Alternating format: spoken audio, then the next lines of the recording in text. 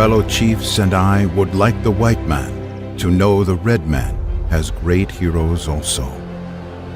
Chief Henry Standing Bear wrote these words in a letter to sculptor Korczak Julkowski in 1939, opening the doors to a partnership and friendship that would result in the world's largest mountain sculpture and eventually the Indian Museum of North America and the Indian University of North America.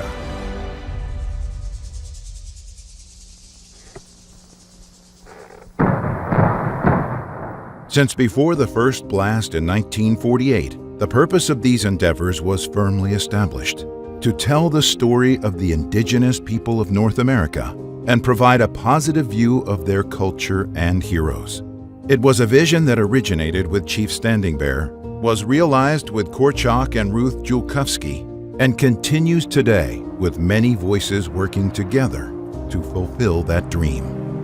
But the dream didn't take root right away, as Korczak contemplated the invitation from the native elders.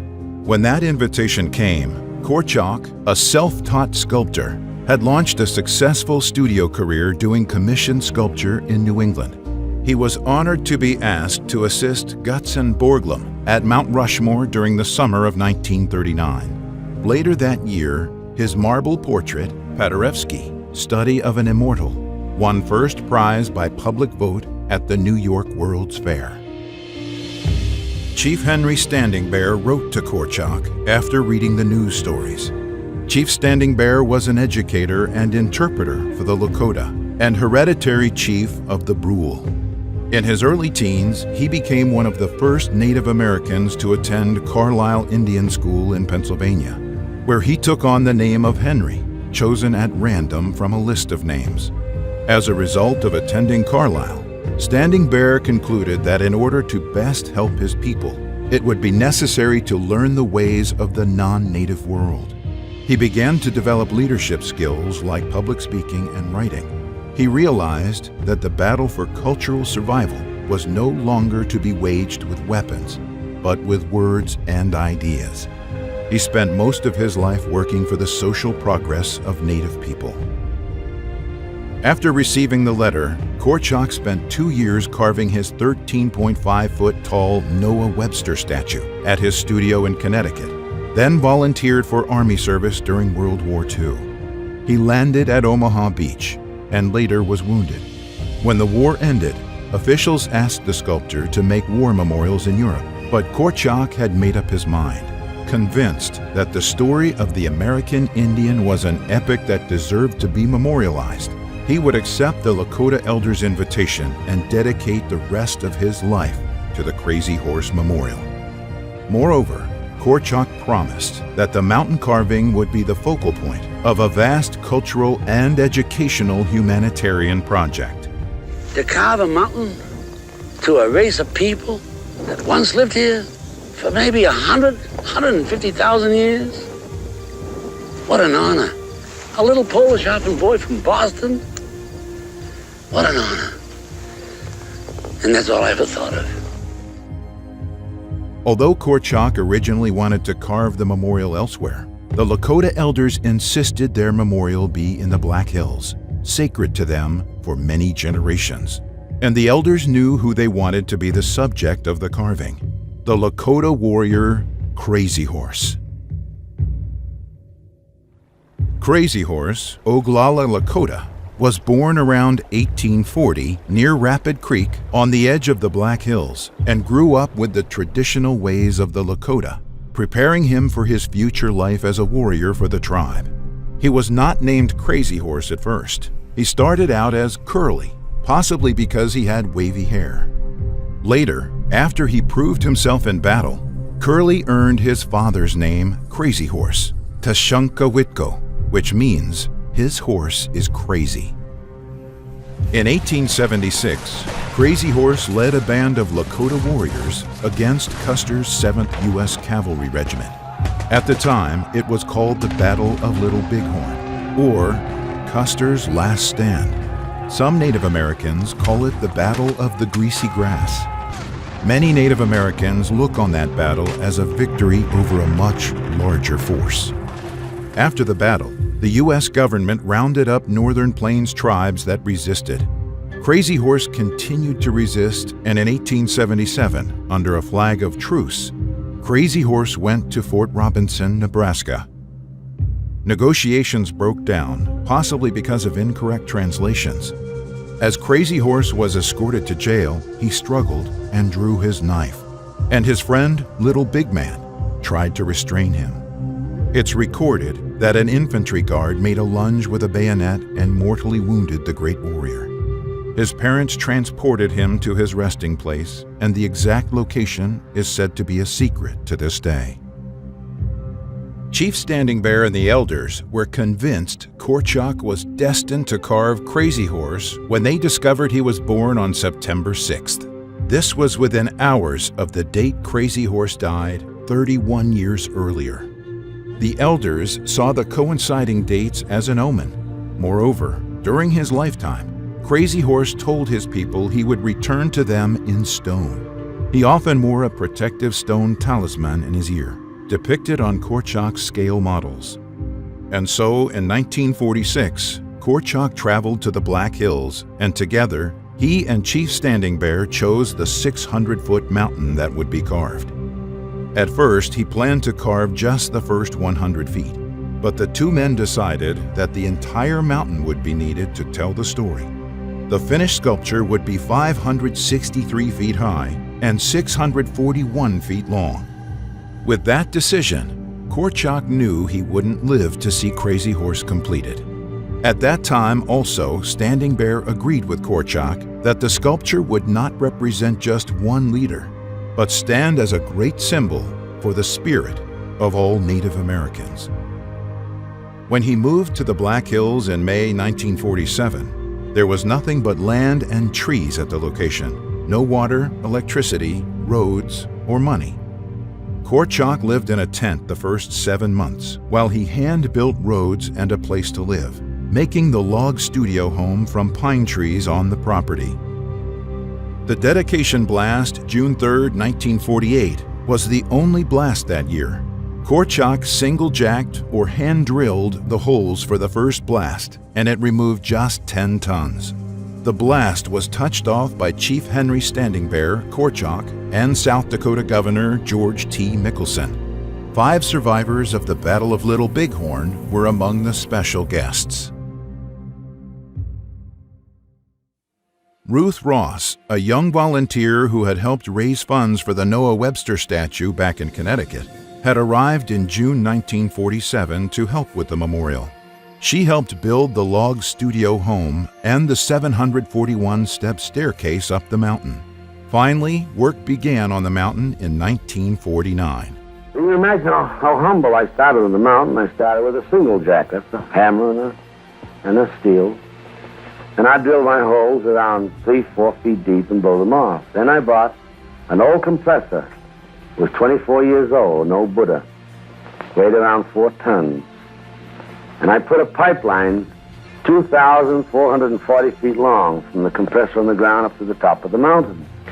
So for the first 7 years, I climbed that 741 steps, and I carried everything up on my back. When I go up, I'd start the big compressor. I used to crank it, you know, and I put a 50-pound box of dynamite in one shoulder, and put a wire, a string of bits around my neck. Then I'd take maybe an 8 or 10 or 12, 14-foot steel in my left hand, and that's how I start up the mountain. The old Buddha, the old compressor, was kind of decrepit, and I'd get sometimes quarter of the way up, and I'd just hear that thing go kaput, kaput, kaput, kaput, kaput. Put everything down, walk all the way down the staircase, start it up again, crank her up. Just start to drill one hole, get down about a foot, and you could hear the big Buddha, kaput, kaput, kaput. Down I'd go again. One day I did that 9 times. You know, that gets awful old. Oh, I tell you, that walk up and down there was terrible. Ruth and Korchak married on Thanksgiving Day, 1950. The following year, Ruth helped her husband start drafting 3 books of comprehensive plans for all aspects of the mountain carving, ensuring that the work would continue. The couple built and operated a large dairy farm and lumber mill at Crazy Horse to help sustain Crazy Horse through the difficult early years. Every winter, they added a room or two to the visitor complex, which also housed their growing family, which would total 10 children, 5 girls and 5 boys. Everyone helped with the multitude of chores at Crazy Horse. You see why we had 10 children. The boys were necessary up on the mountain, and the girls were necessary down here to help Mother with the visitors. All I hope they'll ever have is strong backs and good minds and believe in living for other people. And since I started my life with just my hands and how I ever think, I can only leave them the same heritage. It's up to them to make their own life.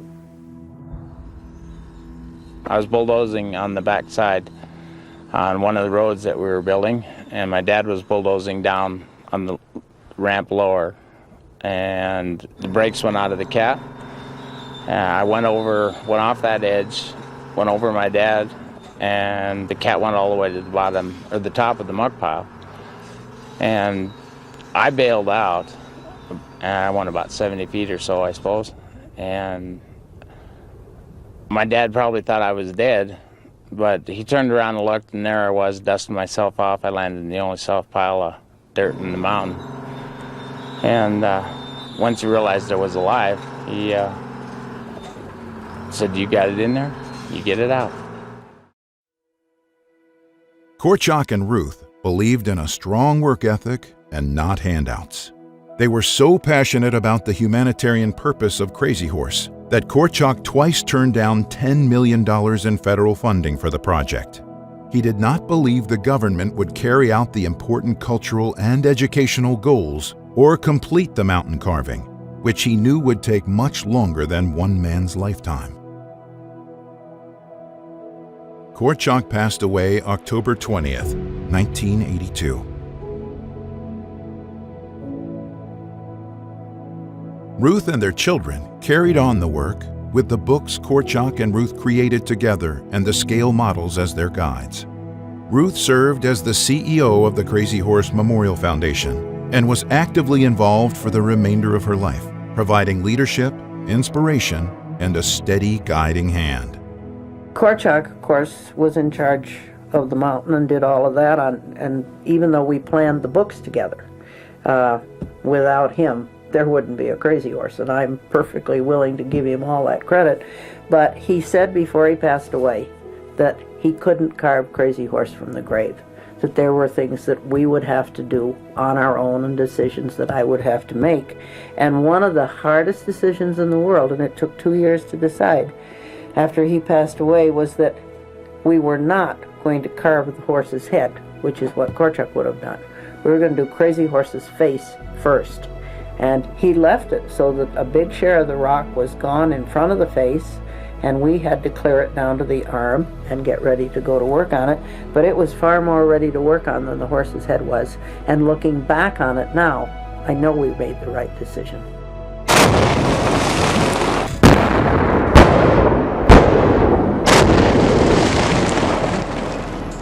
The Indian's head emerged from the rock in the decade 1988 to 1998.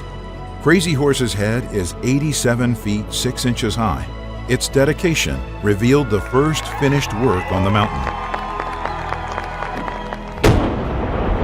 With a blast near Crazy Horse's left index finger that day, the focus of the work transitioned to the much larger task of blocking out the 219-foot horse's head.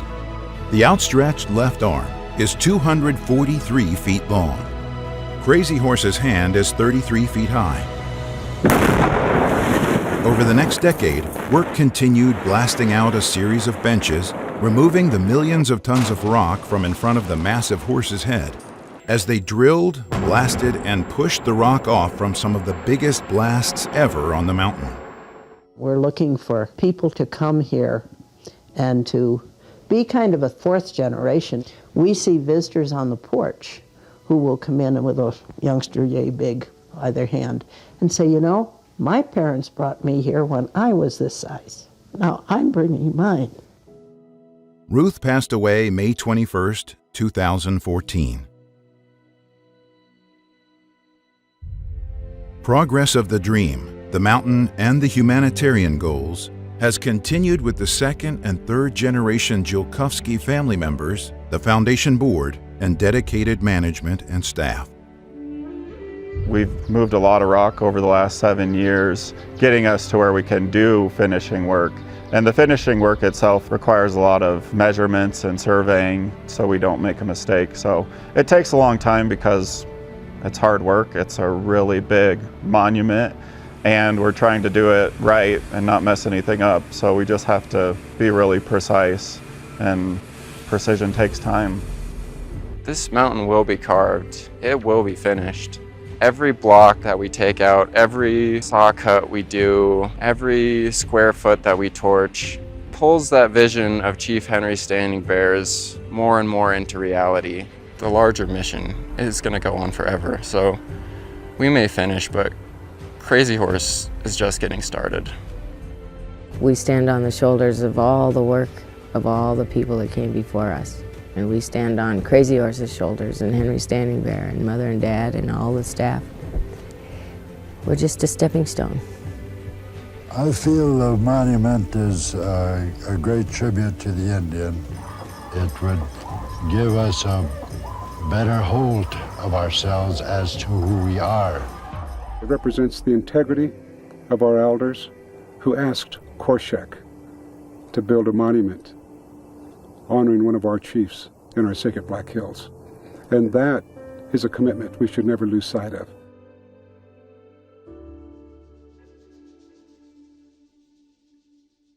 The Indian Museum of North America is home to an extraordinary collection of art and artifacts reflecting the diverse histories and cultures of the American Indian people, and speaking eloquently to present and future generations about American Indian life.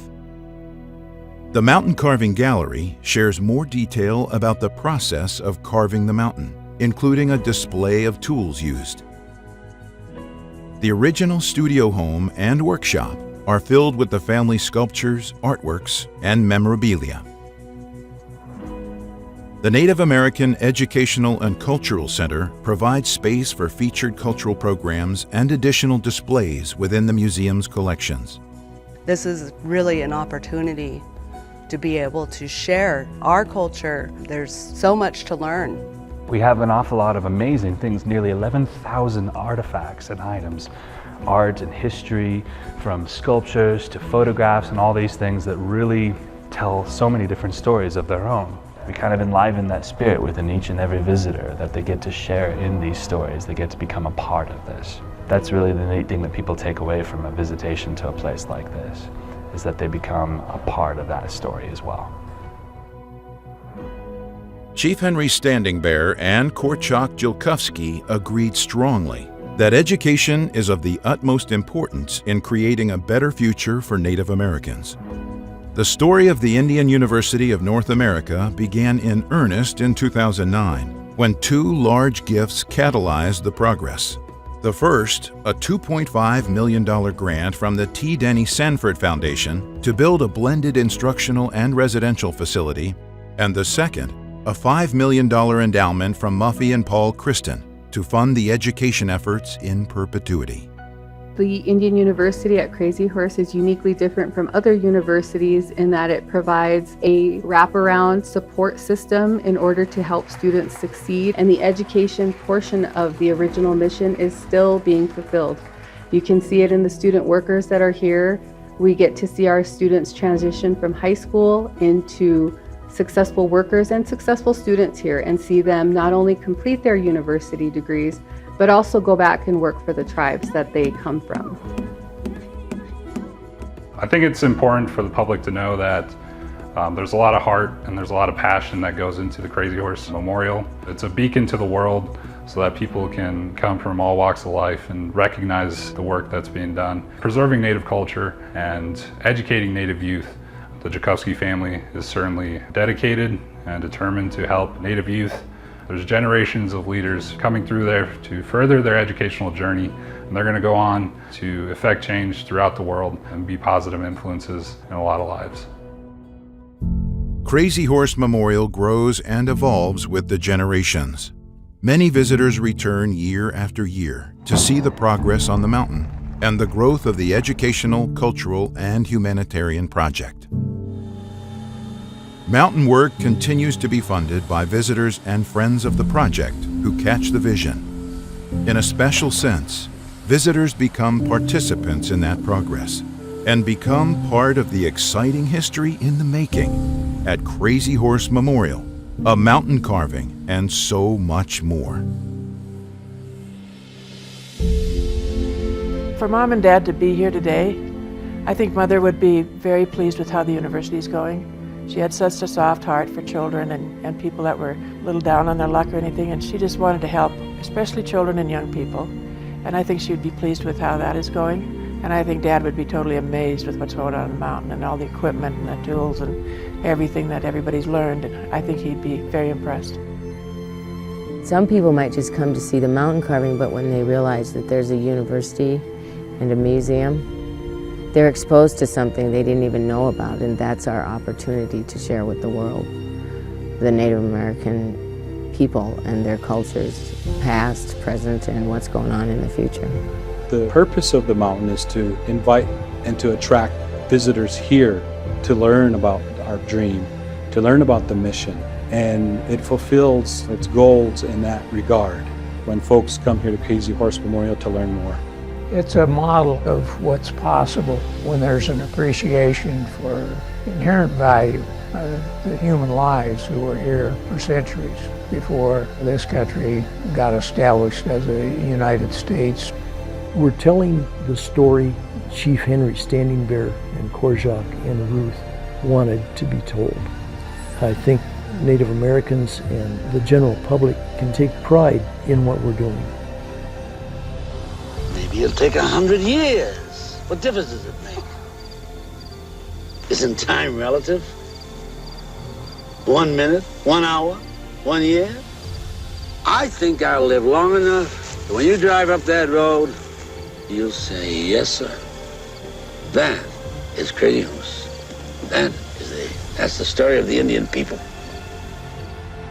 I want to right a little of the wrong that they did to these people, because this is part of American history. You know, there's an old saying, and I've quoted it 2 or 3 times in my life, and it goes like this: when the legends die, the dreams end. And when the dreams end, there is no more greatness.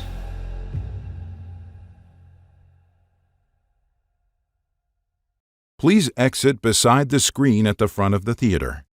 Enjoy the rest of your visit and never forget your dreams.